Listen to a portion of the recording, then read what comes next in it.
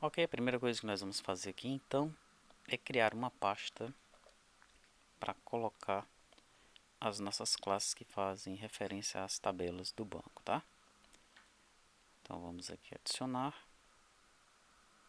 no caso nesse projeto aqui, nova pasta, model. Nós vamos criar então aqui os 6 arquivos referentes às nossas 6 tabelas, tá? Então, novo item.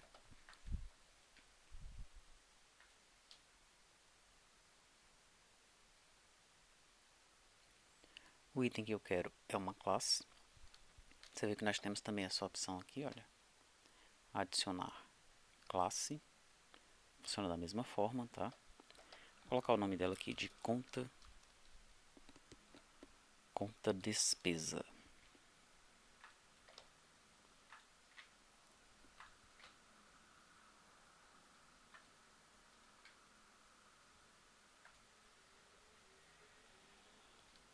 Pronto. E aqui eu vou colocar os, os campos referentes à tabela, né? Public int id.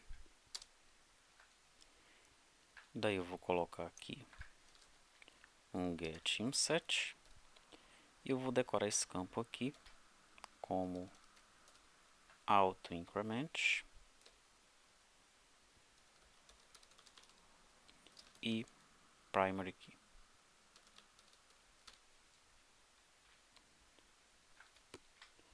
Aqui nós vamos adicionar uma referência. Deixa eu ver aqui como é que nós vamos fazer. Ele não aponta nenhuma referência para o SQLite porque eu não tenho ainda o SQLite instalado aqui, tá? Nós podemos clicar aqui com o botão direito, pedir para ele remover e classificar usos. E aqui nesse projeto, né, nós vamos ter que adicionar o SQLite, tá bom? Para nós utilizarmos o SQLite aqui em cima e ele parar de reclamar aqui pra gente. Vamos fazer o seguinte, primeiro nós vamos no projeto financeiro pessoal, no portátil. Vamos aqui em gerenciar pacotes NuGet. Em procurar, vamos procurar por SQLite.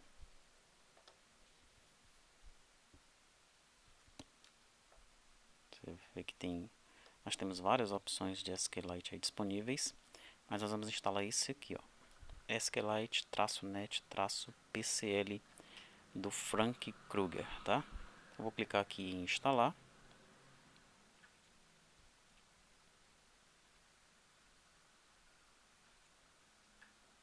Concluído. Vou fechar aqui. Vou agora no projeto do Android, gerenciar os pacotes NuGet do Android, tá? Procurar SQLite -net -PCL. Esse aqui, ó.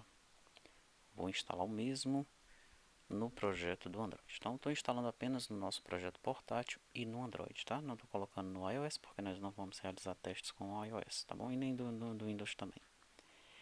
Vamos aguardar um pouco.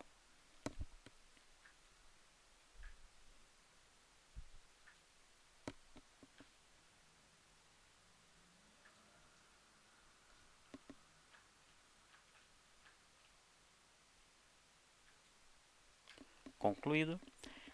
Muito bem. Aí a gente vem aqui agora e ele já encontra aqui, ó, o SQLite, tá? Perfeito. Agora, sempre que a gente instalar um pacote assim, é ideal que nós realizemos um teste, tá? Eu vou executar a aplicação para ela rodar no meu celular, para a gente ver se está tudo ok. Vamos executar aqui então. Vamos aguardar um pouquinho para ver o que vai acontecer.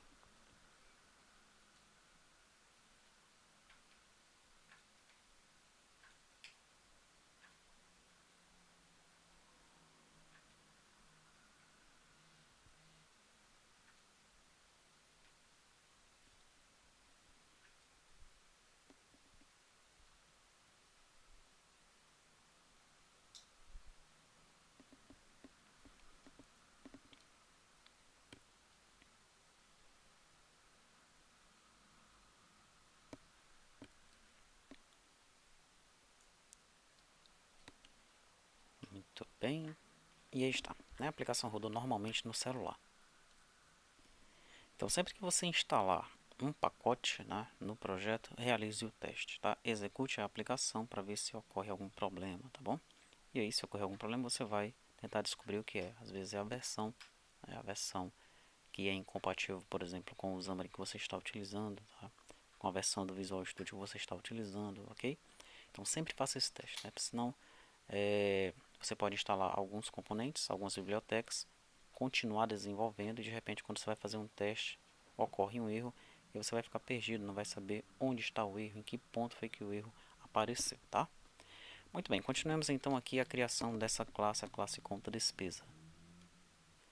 Nós vamos ter aqui o código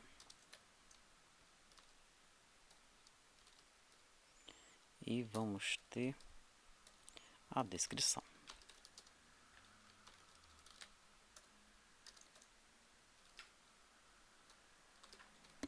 Ok? Em alguns momentos, né, esses campos aqui eles são persistentes, tá? Em alguns momentos eu vou querer mostrar para o usuário algo mais ou menos assim. Ó. Por exemplo, aqui no código eu tenho lá 10.01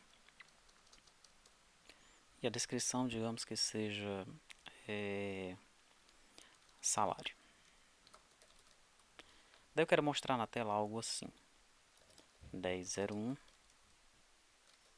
salário, tá? Para eu facilitar a minha vida, o que é que eu vou fazer? Eu vou criar aqui um campo transiente que retorne o código e a descrição ao mesmo tempo, tá? Então vamos nós.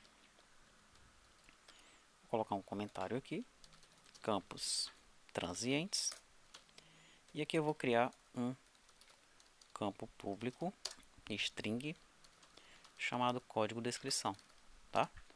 E o que é que esse cara vai retornar para mim? Né?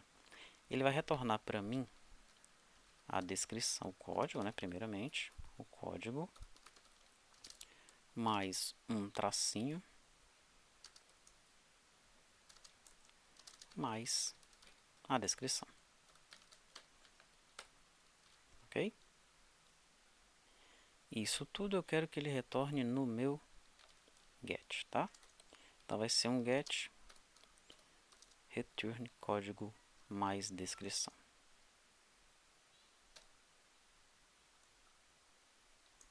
Prontinho. Vou colocar um pipe aqui para ficar mais legal. Pronto, e não tem o set aqui, né? Não tem o set porque eu não vou configurar nada nesse código descrição, não vou persistir nada no banco de dados, ele vai apenas retornar para mim o código e a descrição que já pertence a esse objeto quando ele estiver instanciado, tá?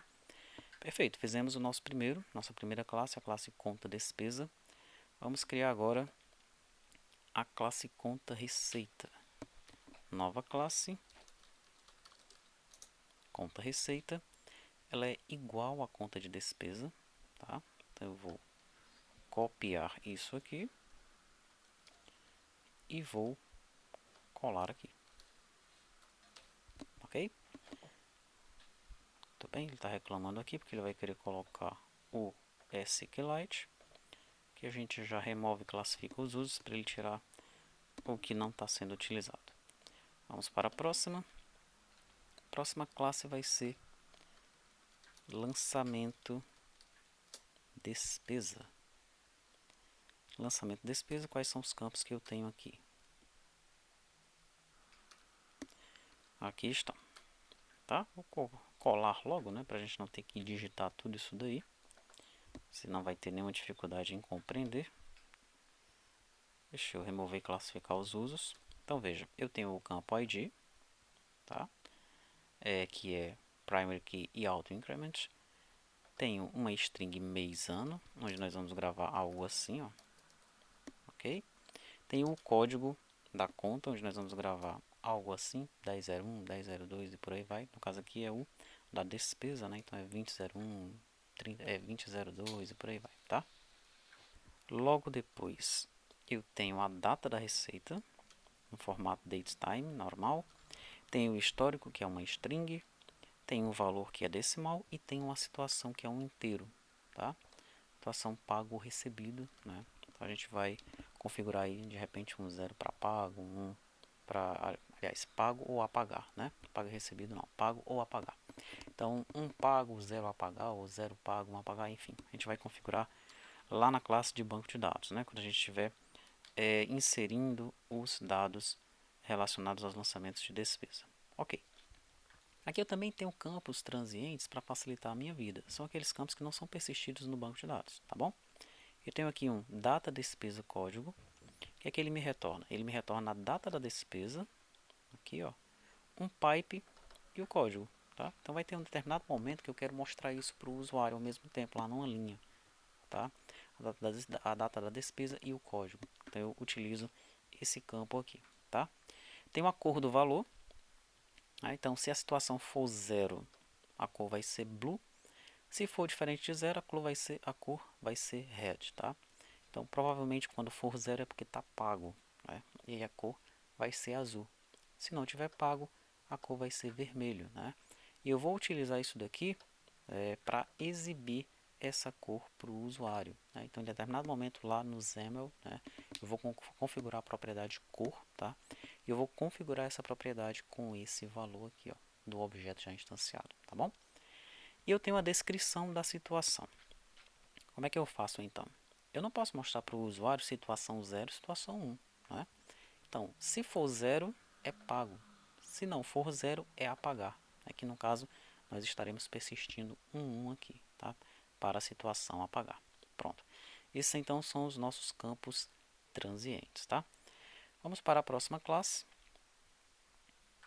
que vai ser a classe lançamento receita, e é bem parecido, né? Praticamente igual à classe lançamento de despesa. Aí está. Eu vou ter que adicionar aqui o SQLite. Vou remover e classificar os usos. A diferença dessa classe aqui para a classe lançamento de despesa é que eu tenho aqui uma data da receita, no caso do lançamento receita, e na despesa eu tenho uma data despesa, tá? O restante, ó, é igual em relação aos campos. Em relação aos transientes, nós temos também uma outra diferença, né? Quando a situação for recebido, ele mostra azul. Quando for receber, mostra verde, tá?